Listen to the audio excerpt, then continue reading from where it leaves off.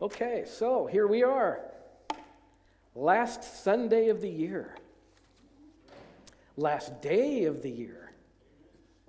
We're about to leave 2023 behind. We're going to start 2024. But, yeah, the interesting thing about this day, being the last day of the year, it's a unique day because it gives us the opportunity to look back at everything that we've been through, everything that's happened to us in the year, but we can also look forward to think about the things that we'll be looking forward to or expecting in the coming year. Now, looking ahead, we typically do things like, New Year's resolutions. How many have done New Year's resolutions in the past? Now, I used to do them. Every year, I used to sit down and write out the resolutions for the year. I would fill the page from top to bottom. This is not what I'm going to do this year. This is what I'm going to do this year. These are the things I'm not going to eat anymore. These are the things I'm going to eat anymore. I'm going to exercise more. I'm going to do this. I'm not going to do that. And I would fill a whole sheet. But by about January 5th, when they were all broken, I would throw the page away. So I quit doing that, and I started setting goals. And one of the goals that I have for 2024 is to complete the goals that I set for 2023. After I wrote them down in 2022, after brainstorming in 2021, after having the idea come up in 2020. So we'll see how that goes. But it's interesting having that moment to look ahead. But it's also interesting to look back. Beverly and I moved from Arizona this year, and we calculated it out, and it ended up being we drove 2,400 miles on our move. So I got my calculator out, and I divided the circumference of the earth by what we drove. We ended up driving 10% around the world to get here. That was kind of cool. But I took that time, a lot of that time, I took the opportunity to look back. But every time I look back, I'd see those words flash before my eyes. Maybe you've seen them before. Objects in this mirror are closer than they appear. But that's profound. That got me to thinking, things are not always what they appear to be. And if that's true in everyday life, maybe it's true in the spiritual realm as well. And I'll give you an example in everyday life. This is a true story. Several years ago, there was a man that was put on trial. He was on trial for the murder of his girlfriend. Everybody in town knew he had to have done it. But the problem was, there wasn't any physical evidence. It was all circumstantial. In fact, there wasn't even a body. And the prosecuting attorney wanted to put him on trial to get this guy off the street because they knew this guy killed his girlfriend. I mean, after all, the police had been out there multiple times on domestic violence calls because it was known that when this man drank, and which was really often, he was violent. And now she's missing. But many people told this prosecutor, don't do it. Wait until you have more evidence. You've got to get more evidence. This guy could go free. And he thought, no, I can't wait around because we may never get more evidence. I want this guy off the street. So he put him on trial. Now the prosecutor, he went and entered all of his circumstantial evidence in. He had the police testify that they'd been out many, many times on domestic violence calls. He had her employer testify that, no, she wouldn't just up and leave without giving us some kind of notice that she was quitting her job. He had her parents testify that she would never just up and go, start a new life or whatever, without telling us she was leaving. She certainly wouldn't leave her beloved dog behind and just up and leave. That was the extent of their circumstantial evidence. But when the defense got their chance, oh, they had a field day with it. They went on to explain that, folks, they don't have any DNA evidence. There's no wrecked house, like there was a fight. There's no footage from any cameras anywhere showing anything out of the ordinary. There wasn't even a body. They have nothing. In fact, ladies and gentlemen of the jury, in about 1 minute, your victim may just walk right through that door back there. Everybody in the courtroom just, wow. They all turned and they stared at that door, holding their breath, waiting to see if she might come through that door. And after that minute passed and she didn't come through the door, the defense attorney said, ladies and gentlemen, every single one of you looked at that door, expecting that maybe, just maybe, she would walk through that door. That is the very definition of reasonable doubt. And with that, the defense rested. And the jury went off to deliberate. And we'll catch back up with them when they're done with their deliberations. And that is a story from everyday life where things don't always end up what they appear. Let's look at some things in Scripture where that's true spiritually as well. And I think the easiest way to do that, if you'd like to pull out your pew Bibles in front of you, we can all look together. I can give you the page numbers of what we're going to look at. Where people in the Bible found that things are not always what they appear to be. So let's start looking up page 19. We're going to talk about Abraham. And for those of you at home that don't have a pew Bible, we're going to look at Genesis chapter 22.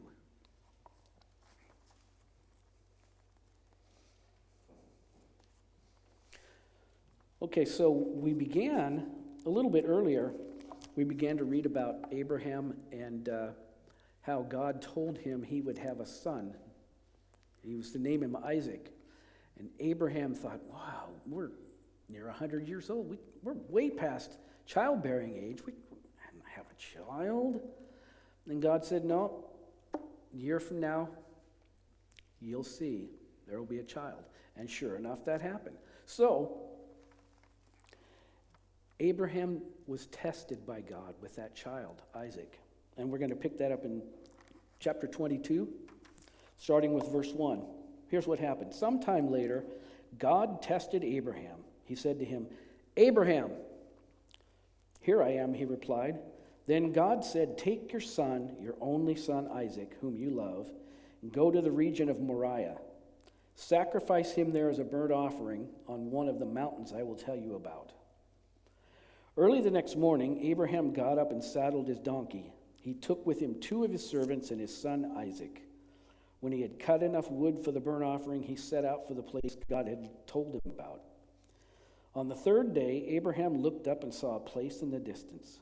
He said to his servants, stay here with the donkey while I and the boy go over there.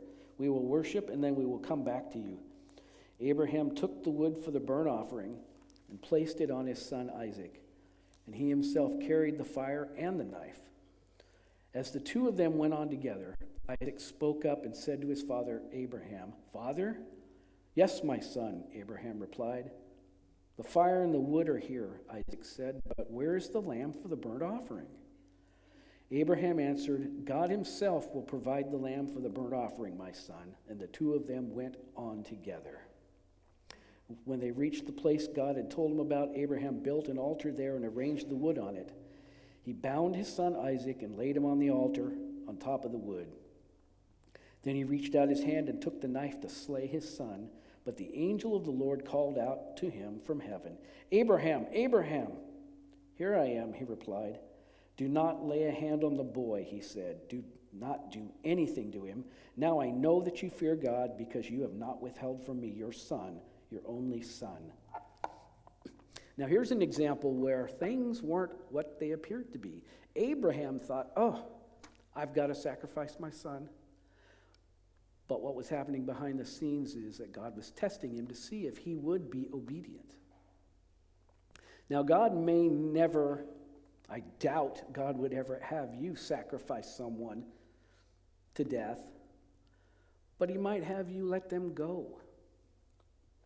He might have you give up something else, sacrifice something else to see if you'll trust him and not what you have.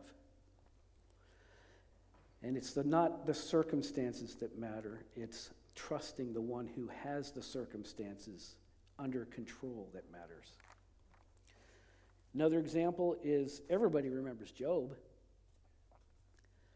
Job was a man whose donkeys and his servants and his sheep and his camels, his sons and his daughters were all taken from him, even his health.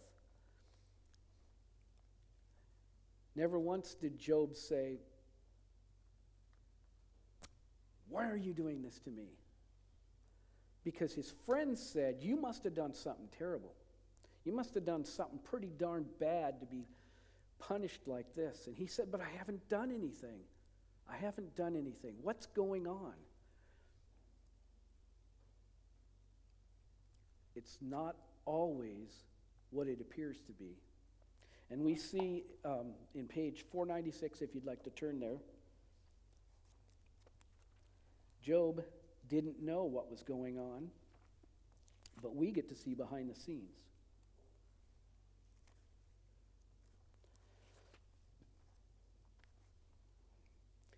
Job, right at the beginning. Let's go from verse 6 to 12. It says, "One day the angels came to present themselves before the Lord, and Satan also came with them. The Lord said to Satan, 'Where have you come from?'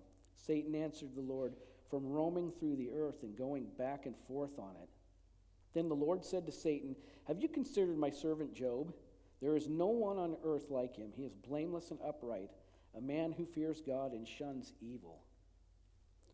'Does Job fear God for nothing?' Satan replied. 'Have you not put a hedge around him and his household and everything he has? You've blessed the work of his hands, so that his flocks and herds are spread throughout the land. But stretch out your hand and strike everything he has, and he will surely curse you to your face.' The Lord said to Satan, 'Very well then, everything he has is in your hands. But on the man himself do not lay a finger.' Then Satan went out from the presence of the Lord." Now here we see that what looked to Job like he lost everything, life stinks, and his friends saw that too and thought the same thing. But what was really happening was God was showing his glory through the trust of a child, no matter what the circumstances are. He knew that he would see his Redeemer.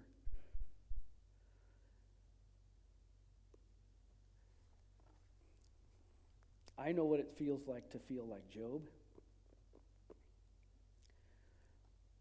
About a decade ago or so, my life started to fall apart. I had a brother who I was very close to that went out to his car one morning and just dropped dead.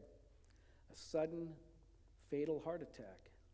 And while I was reeling from that for quite a while, my life started to fall apart in seemingly every other area. My marriage disintegrated out of nowhere.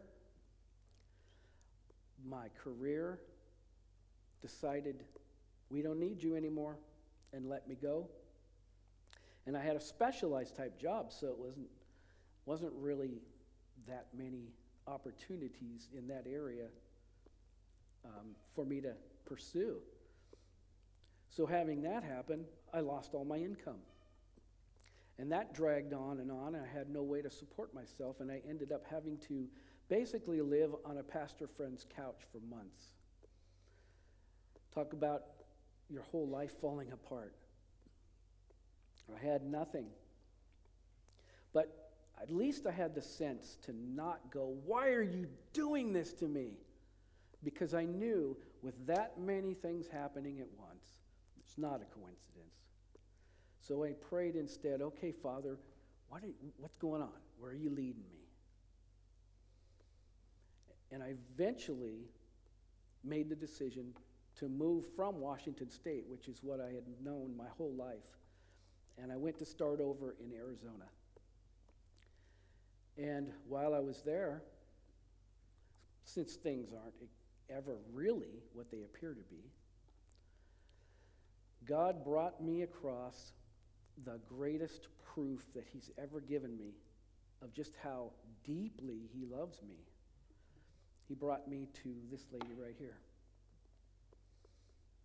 And because of that, if that hadn't happened to me, all of that stuff, I wouldn't be standing here right now because I never would have thought about it. Things aren't always what they appear to be. What about Joseph? Let's go to page 47 in the Pew Bibles. Everybody remembers Joseph. His brothers decided to get rid of him. They were sick and tired of him, jealous of him. So they were going to kill him. But instead of that, they decided, no, let's just sell him. Sell him to the Egyptians. So he ended up in Egypt. He didn't have the greatest life there either. Thrown in prison for a while. He had to serve the Egyptians. But things aren't always what they appear to be. So if we go to Genesis 45, verses 3 to 8, we see the rest of the story. It says, Joseph said to his brothers, and this is when he and his brothers reunited, and he told them who he was. Joseph said to his brothers, I'm Joseph. Is my father still living? But his brothers were not able to answer him because they were terrified at his presence. Then Joseph said to his brothers, come close to me. When they had done so, he said, I am your brother Joseph, the one you sold into Egypt. And now do not be distressed and do not be angry with yourselves for selling me here, because it was to save lives that God sent me ahead of you. So it looked to Joseph like life stinks. But God had a different plan because it's not always what it appears to be. And we see King David, same thing, as a young boy when he met Goliath. And all the people of the Philistines thought, he's going to fight Goliath. Can't wait. David's people and the Israelites thought, okay, bye. But things aren't always what they appear to be. God used David to deliver the people from the Philistines. Because it's not always what it appears to be. We can talk about Daniel. Daniel in the lion's den. When Daniel was put in there, it's because some of the jealous leaders decided to tell the king, hey, anybody that prays to anybody but you should be punished. And they tricked him into making a law stating that. And of course, Daniel prayed to the one true God and was thrown into the den of lions. And the king realized that he'd been tricked. But since things aren't always what they appear to be, God used that to have the king actually end up writing a new law stating that anybody that prays to anybody but the real God's in trouble. Things aren't always what they appear to be. You could talk about Lazarus. The fact that Lazarus was sick, and Jesus was told Lazarus was sick. But what did he do? He hung around for several more days and let Lazarus die. And when he got there to the tomb, of course the people thought, well, couldn't this guy who opened the eyes of the blind had kept this guy from dying?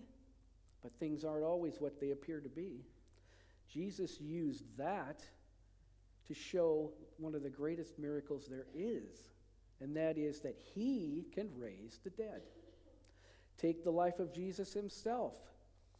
The leaders of Israel got rid of him, they thought, put him on a cross, and they thought, we're done with this guy. Satan thought, conquered it, he's done.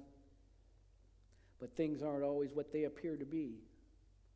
That was what took, that and the resurrection is what took to open the gates of heaven for millions and millions of people throughout history, including you folks sitting here today, all because things weren't what they appeared to be at the time. You can look at the Apostle Paul. Apostle Paul was beaten, he was stoned, he was thrown out of cities, he was thrown into jails, he was bitten by poisonous snakes. Things aren't what they appeared to be. It was through Paul that we got a good chunk of the New Testament that we study. Things aren't what they appear to be. So what about you? What are you going through? It's not always what it appears to be. And as you head into 2024, maybe it's time for a new perspective. Maybe it's time to look at the things that you're going through or will go through and realize that things aren't what they look like. There's more going on behind the scenes. The jury has reached a verdict. So they've come back into the courtroom and they've sat down. It only took 41 minutes to reach a verdict. The defense attorney thought, oh, this is awesome. Because that 41 minutes included bathroom breaks, snack breaks. So it was very quick. And the defense attorney leaned over to his co-counsel and he said, this is really good news. Think about it. They didn't have anything, no direct evidence. They didn't have anything. And when I suggested that the victim would come through the courtroom, they all stared at the door. Reasonable doubt, baby. And they handed the jury verdict form up to the judge, who had to read it just out of procedure. And he picked up the paper and he said, we, the jury, in the above entitled action, find the defendant guilty of murder in the first degree. Everybody in the courtroom gasped. Everybody. The defense attorney's mouth dropped open, and it stayed open the rest of the proceedings. In fact, he was left speechless, which for many attorneys is a minor miracle in itself. But he couldn't believe it. They sentenced his client to life in prison without parole. They took him off to prison. Everybody filed out of the courtroom. He sat there a while, stunned, could not believe what he was hearing. Finally, he gathered up all of his things and he left the courthouse. And as he got out the courthouse, he could see the jury foreperson just about to the bottom step. So he trotted down there real quick and tapped her on the shoulder and said, "Ma'am, I just have to ask you, what happened?" They had no direct evidence. They didn't have blood. They didn't have DNA. They didn't have any cameras. They didn't have any witnesses. They didn't have a body. In fact, when I suggested that she would come in that door back there, everybody stared at that door. How could you find him guilty? And she looked up at him sadly. She said, "Sir, you're absolutely right. We did all turn and stare at that door. Everybody except one, your client." And it was then that it hit us clearly. He knew she wouldn't come in that door because he did it. Things aren't always as they appear to be. So, as I close, I want to just bring out that this should be the time, this should be the moment that you ask, so what? That's all nice, that's all interesting, but what does it have to do with me? Well, let me respond with a question of my own. What are you going through? What are you struggling with? Don't kid yourself. You might say, oh, I'm not going through anything, really. Well, you will. Jesus said, in this world you will have trouble. So if you're not going through something or struggling with something right now, you will eventually. So what is it? Could it be that you've had a relationship with a child that has gone bad? They're not speaking to you anymore. Maybe you're thinking, I just wasn't a good parent. Or maybe it's nothing you did at all. Maybe they just simply walked away from everything you stand for. Well, could it be that God is saying to you, just go sit down with them. Just give them a call and say, I love you. I know we've had our differences, but I love you. Maybe that's all it will take to start cracking the ice. Or maybe you have a marriage that's in trouble. Maybe it's not even in trouble. Maybe you've got a marriage that's cold and it's just gone blah. Could it be that Jesus is maybe trying to say to you what he did to the church at Ephesus in the book of Revelation? Maybe he's saying, you've left your first love. Repent and do the things that you did before. Maybe he's saying, send that text during the middle of the day saying, I'm just thinking of you. Spend that little extra time. Maybe that's what it will take. Or maybe it's too late and you're going through a marriage that's over, like I did. And maybe that pain and that fear and that hurt is hurting you.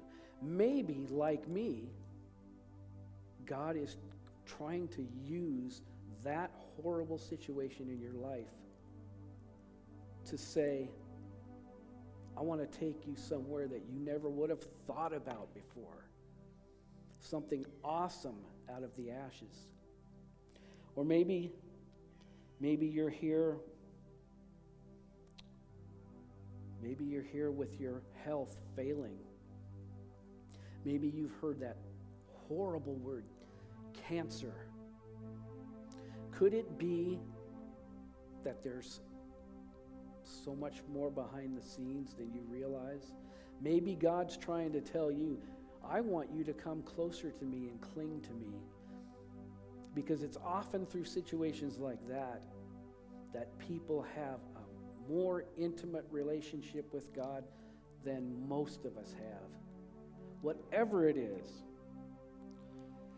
remember what the Apostle Paul said in Romans 8:28. He said, all things work together for good for those who love God and are called according to his purpose. He didn't say all things are good, because clearly they're not. He said all things work together for good, and that means the bad things as well. But you need to love God and be his child. So as we stand and sing our final song for this morning, I want to encourage you, anybody who's here that's hurting, that's burdened, that's going through some things that are hard, please feel free to get up, come on up to the altar and kneel and just let go of those things. Who cares what anybody else thinks? If you have something that you want God to take because there's more going on than it appears, come on up to the altar, just kneel down and say, Father, I'm struggling, but I'm laying it at your feet. I want to look at this whole thing totally different from now on and start the new year not looking at my circumstances all the time, but focusing on you as we sing the final song.